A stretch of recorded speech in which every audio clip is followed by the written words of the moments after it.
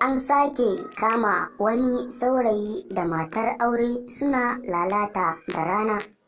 Kamar yadda kuka sani, kwanakin baya mun kawo muku bidiyon Maryam Booth wanda ya nuna tsaraicinta a fili, wanda muka kawo muku ba da daɗewa ba.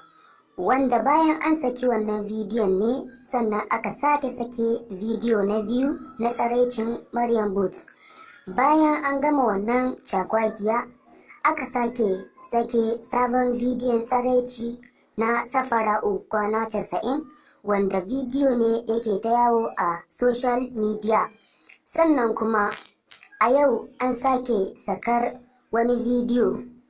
An sake kama saurayi da matar aure suna lalata da rana. Wannan wani irin al'amari ne a cikin yankinmu na Arewa?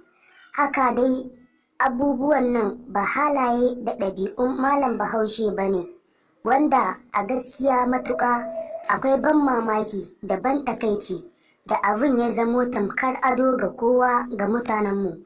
Allah ka shiryar da mu baki ɗaya.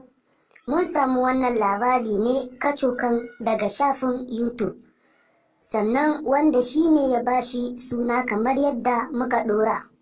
Don haka ga duk mai son complete ɗin bidiyon sai ya danna subscribe, sannan ku danna alamar ƙararrawar sanarwa ta yadda za mu sanar da ku da zaran mun ɗora wannan bidiyo.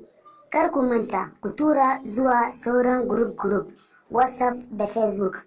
Naku a kodayaushe Hausa Online, tasha wacce ke kawo muku zafafa fitattun labaran duniya kai tsaye. Don haka sai ku yi subscribe. Mun gode.